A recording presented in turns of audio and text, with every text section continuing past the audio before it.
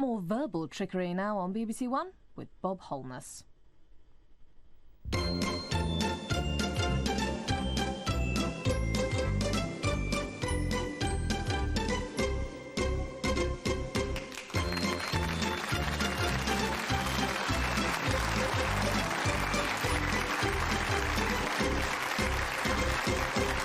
Hello, and a warm welcome to an a la carte lunchtime menu of weird words. For starters, here's Alan Corran. Thank you, Bob. Hello. On my left today, one of this fortunate country's most distinguished actresses. She has taken the award for Actress of the Year no fewer than 3 times. And here today to try for Liar of the Year is Margaret Tyzack.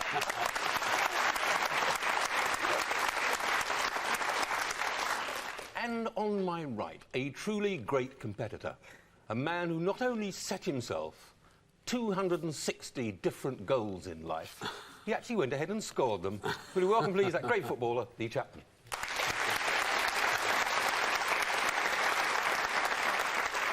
And just prior to the main course, Sandy Toksvig. Thank you very much, Bob. Today, finally, I bring you the gravitas that this programme requires. A woman who not only knows the truth about the world, but can pronounce it properly. Please welcome that splendid newscaster, Maura Stewart. And my other guest and I have something in common, in that neither one of us has shaved for the programme. Just shows up slightly more on him, and I've got to explain, because his mum's watching, that's because it's for a part, all right? He's making a film with Brenda Blethyn. And that's not surprising, because he's a splendid actor. Please welcome George Costigan. Yeah, cheers, mate. Now the rules. Alan's team will begin by defining a word 3 different ways. 2 of them are bluffs and 1 is true, but which one? That's for Sandy and her team to try to find out. The first word today being moripork. Oh, hurrah! We better get this out of the way first, hadn't we? This is not the cry of a diner in a nouvelle cuisine restaurant who has looked at his 3 haricot beans, his single scallop and teaspoonful of polenta, and decided that at 50 quid a head he's being taken for a ride. It is, however, a cry. It is the cry of a bird. It's a cry of a bird, and the bird takes its name from the cry. In Australia, it's a hawk, where it's probably crying out for more lizards and furry animals. But in New Zealand, it's an owl, where it's probably crying out for more intelligent conversation. It is the moorpork. Right, thank you. Margaret. Well, I like this word because it's very simple. Means what it says what it means. It's the word used in the abattoir for a pig that has been artificially... Have you ever been in an abattoir? No. Artificially beefed up or porked up for the market. So you have your pigs and you have fatter pigs, more porks. Simple. Yes, Lee. It's more pork. Now, as you know, garage mechanics are like doctors. They can't tell you what's wrong, but they know how to charge. But if you're in a garage and you're watching a technician boost up or soup up an engine, the chances are that you'd heard the word more pork. It's a professional terminology for giving an engine more energy. I always thought it was more poke, but apparently it's more pork, which is more power to your engine. Very well. So it's a cry of a bird called moorpork. It's the fatter pigs in an abattoir, or it's more energy, more oomph in a car engine. It's more pork, and it's Sandy. This is very curious. What Alan knows about birds, you could write on the back of a small postage stamp. I know about restaurants, though. About restaurants. Sometimes it's an owl and sometimes it's a hawk and it goes, more pork! That's right. It's bizarre, isn't it? It's What a very- strange world we live in, Sandy. Very, very curious. I put you to one side. It's not the first time. No, and with a rather large smile. Which brings me to Maggie. Can I just say, what a privilege it is to even be in the same room as you. I think you are quite simply one of the best actresses in the world, so there you are. And I've said it now. Yeah. I wanted to name my son Abattoir till I found out what it meant. I just thought it sounded so fabulous. I was going to have a son and a daughter. I was going to call her Avarice and him Abattoir. There we are. It's neither here nor there. It's fatter pigs. Having said what a wonderful actress you are, I think you talk a load of twaddle. Which brings me on to Lee. There's not a boy in the world doesn't want more pork.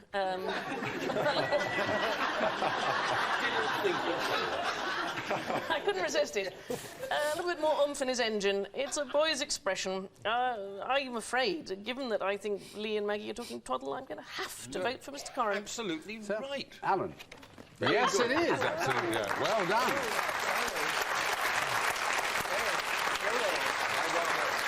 Believe it or not, it is the cry of a bird called moorpork. Well, there we are. This one's Norcock, and it goes to Sandy. Yes, what a fine couple of selections we've got to start the programme off with the right tone. Can I just bear in mind that my grandmother is watching? Do you remember that wonderful film called The Graduate? Yes. It's a splendid film, and there's a wonderful scene in it at the end. Dustin Hoffman has to run, for various reasons, to get to the church service to prevent the girl, to just remind me is Catherine Ross, from getting married. And he runs into the church, it's got a wonderful glass window, and he stands up there, and he shouts, and the whole congregation looks up at Dustin Hoffman, and what are they thinking? They're thinking he's a bit Norcock. I had the sun behind him, of course. I remember the scene. He is, in fact, a Norcock, and for reasons that I cannot fathom, a Norcock is the last person to arrive at a church service. Well, yes. Moira. I'm going back to a variation on the theme of birds, and as any poultry farmer will tell you, a rooster in a hen house is one very happy fellow. I mean, the guy is feeling no pain, smile from ear to ear, and among other activities, he will be lording it over the rest of the birds, and he will be feeling he is cock of the walk.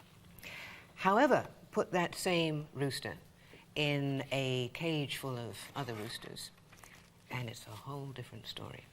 The feathers fly. It is a absolute warfare, fight to the death to see who is the boss cock. And Norcock is your boss cock. Oh, right. George. A cock and bull story is one without any truth in it at all. A story with neither bull nor cock. However, strange but true, a story about a bull nor cock meant literally that the next story was about a bull and would be a load of bull, because Norcock means, or it did mean in Old English, next. Oh. All right, so it's the last person to arrive at a church service. It's a boss rooster, a top cockerel, or it's an Old English form of next. Norcock. Alan. Moira. A top cock. I see the words knorr and I see cock. The only thing I can think of is those little squares of powdered chicken. I think a knorr cock's actually much smaller than a thing that, or otherwise it's been beaten to a pulp in the hen house. Sandy, it's the last person to arrive at a wedding. It's the man, presumably, who forever holds his peace.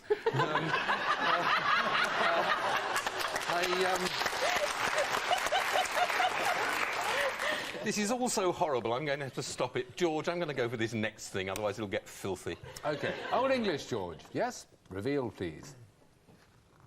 Yes, absolutely right. Well done.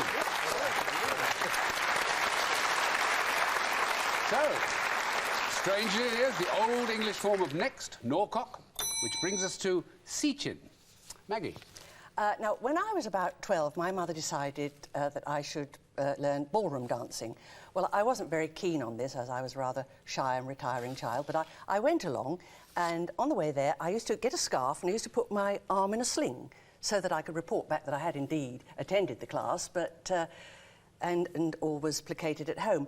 But lo, one day I was completely converted to ballroom dancing because we were watching on the telly these wonderful, magical creatures. The men were dressed like penguins with wonderful shiny shoes, and the women, they were encased in meringues, frothy fondants of dresses in chiffon, feathers, and covered from head to toe in sitchins.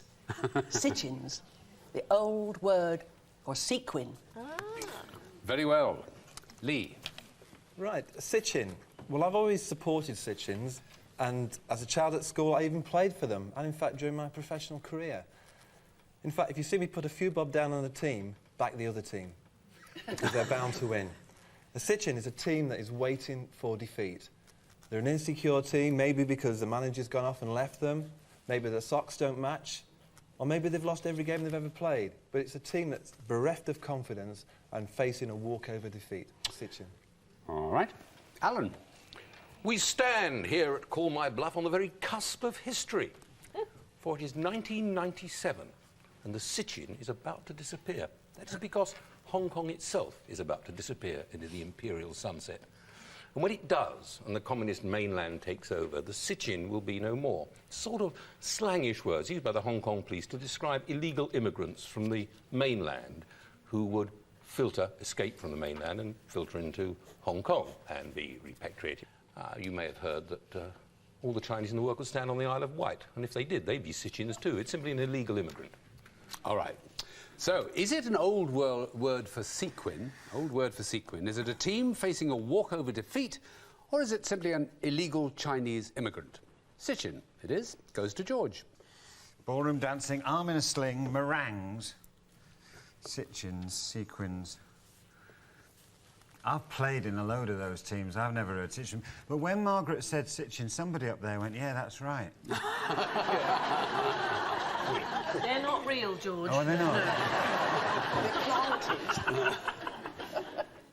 Who are you going for? I'll go for Margaret. Be a Chinese word. Right? Margaret? Oh, no. Maggie? No, I thought it was that. We're in suspense. Margaret. We're into overtime.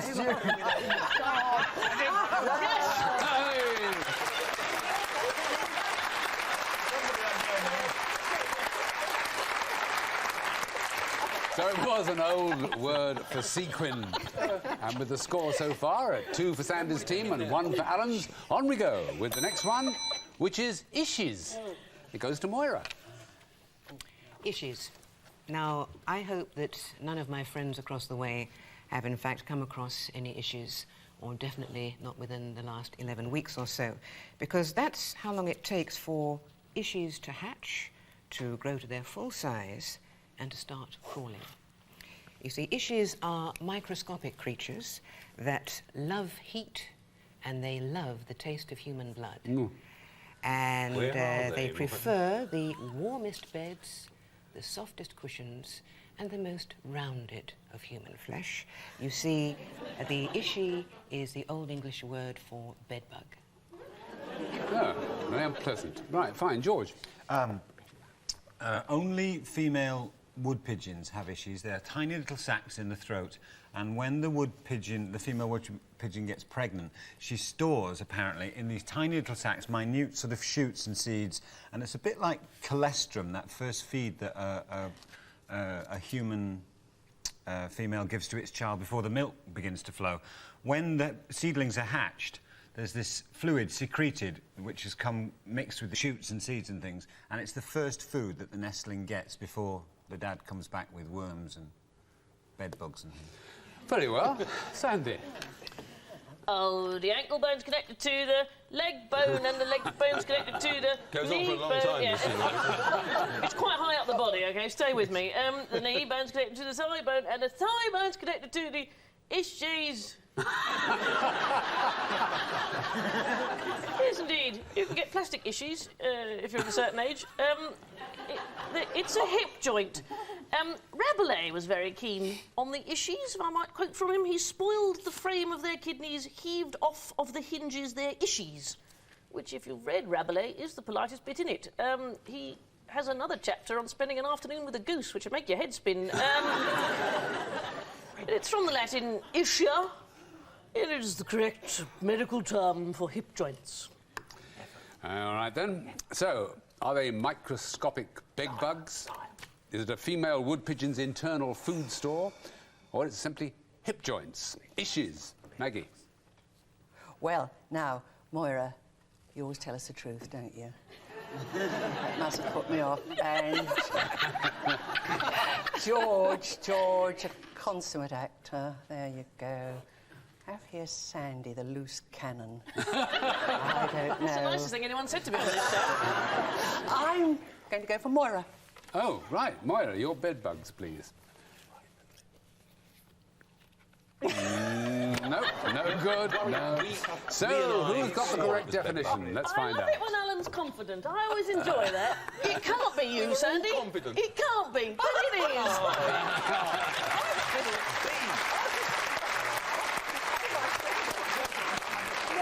Well, The bone was connected to the ishi after all. Hip joint, it was, and on we go.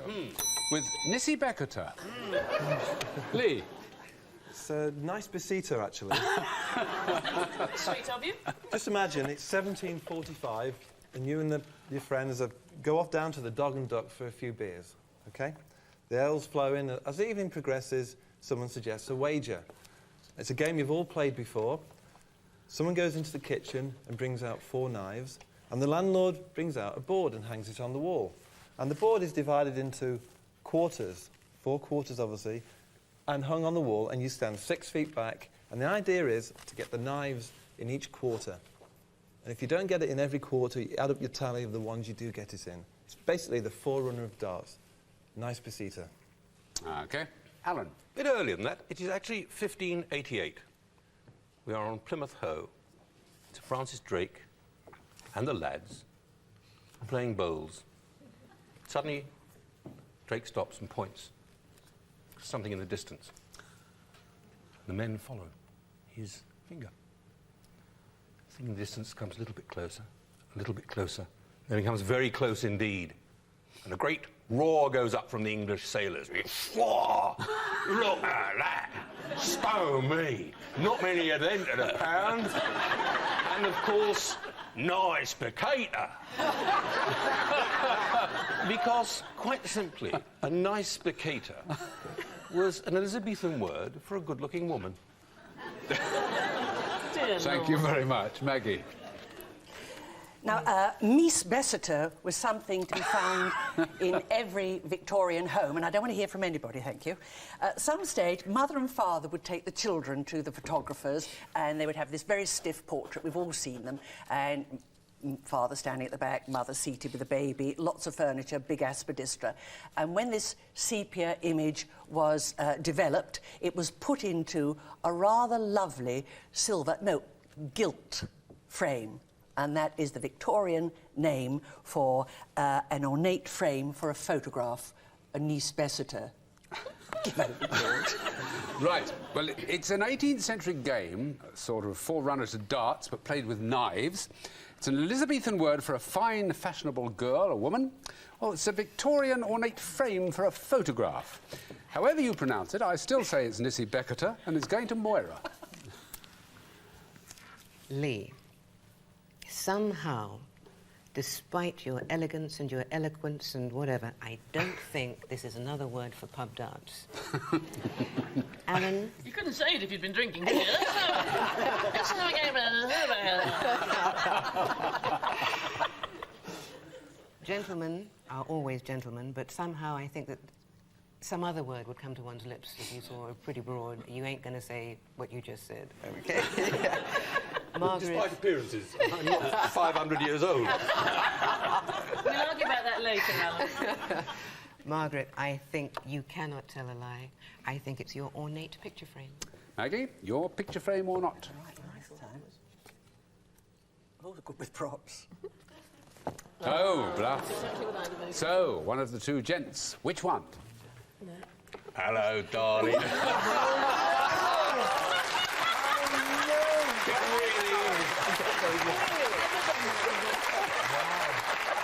Well, it was an Elizabethan word for a fine, fashionable girl or woman. How did you pronounce it again? Nice picator. That's actually pronunciation. Is it? Nice picator. Right, nice picator it can be. Let's go on to Iruke with George. These 2 must be hell to play at Scrabble. No, we never remember any other words. Sorry, No one Iruk. hardly remembers my name. Your turn, George. Iruk. But now, at 30, my hair is grey. I wonder what it will be like at 40. I thought of a peruke the other day.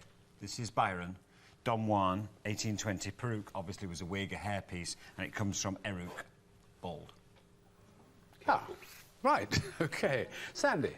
Iruke. It's Ulrika Johnson's mother's name.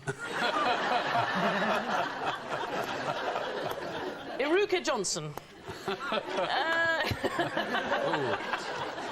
What can I tell you about it? It's a medical term, clearly. I know a lot about medical terms. It's found in the E section of Gray's Anatomy. And it is the plague of youth. You finally get old enough to fancy a tiny bit of physical friction with someone else, and you get up in the morning and you've got Vesuvius on your chin. And it is the dreaded pimple.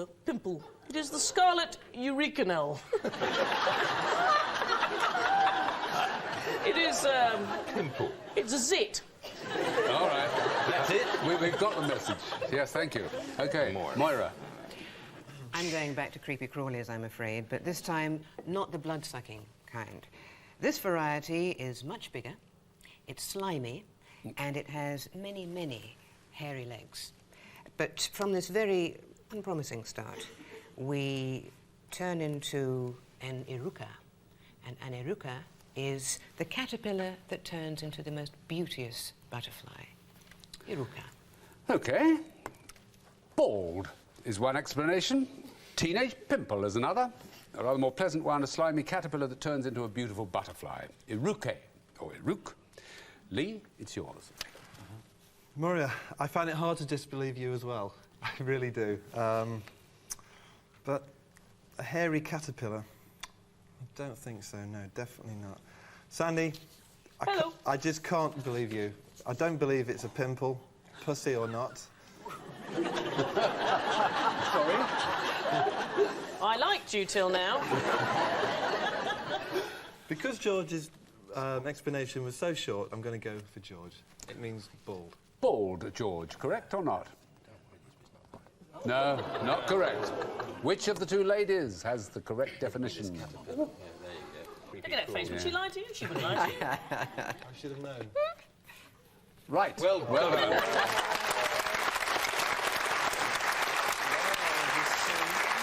The caterpillar that turns into a beautiful butterfly, Eruke.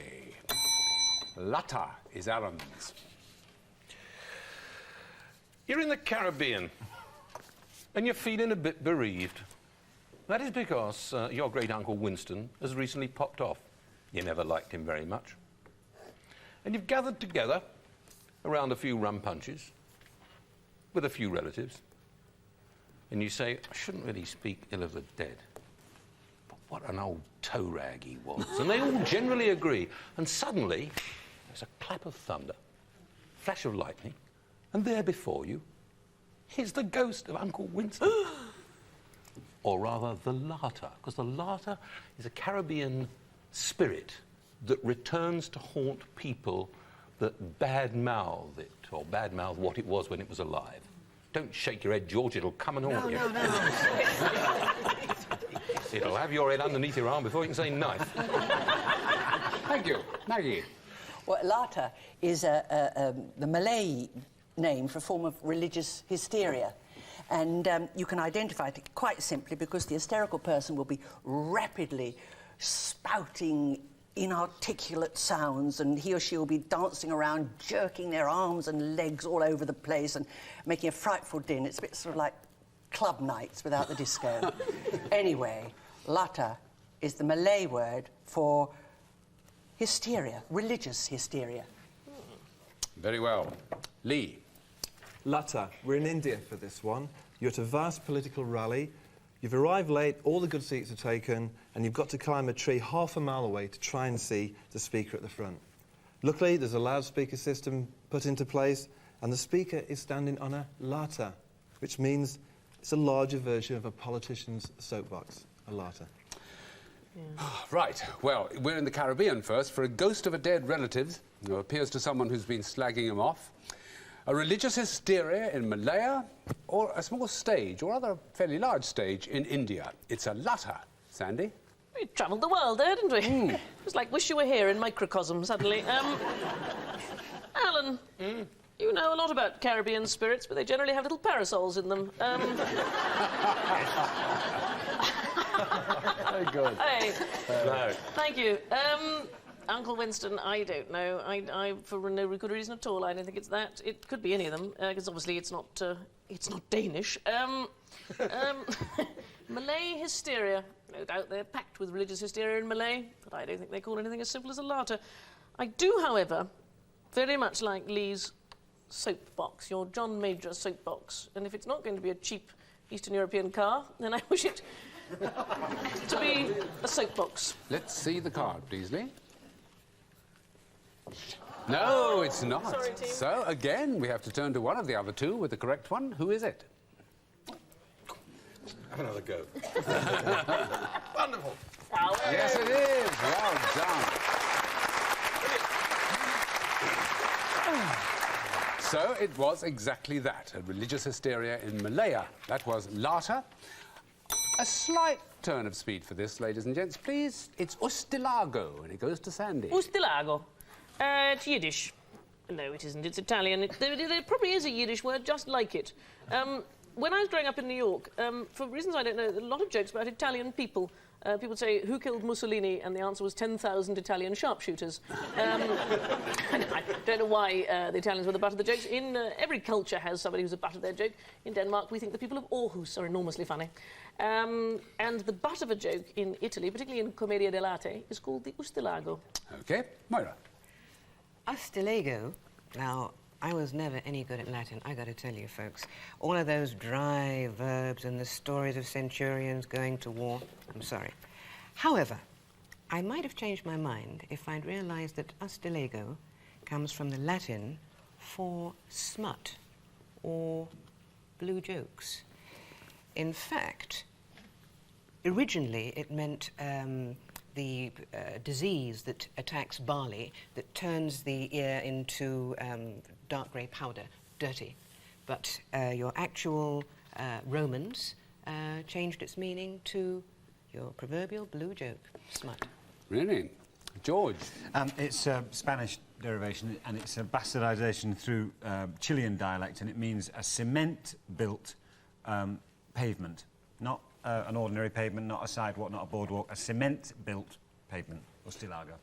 Well, all right. It is Italian, and it's a word for the butt of a joke. It is Latin for smut on diseased grain, which came to mean a blue joke. And it's a cement pavement, a cement block pavement in Chile. Ustilago. Alan? What a world we live in. It's a Roman blue joke, it's an Italian joke, or it's a pavement. What a choice there is. I have been the butt of Sandy's joke so often. I'm prepared to risk being the butt of another one. I will go for Sandy's Italian. The butt of a joke. Yes Darling, or no, how please? sweet of you. No, it's not. No, it's not. So who's got the correct definition? Very quickly. It's your classic dirty Roman joke. It is Latin smut, indeed.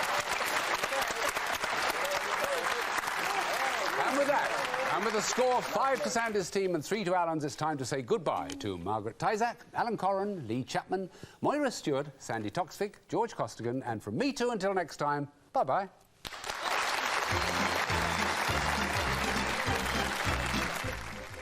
A mouth-watering menu is laid on by Mary Berry at Home, next on BBC One.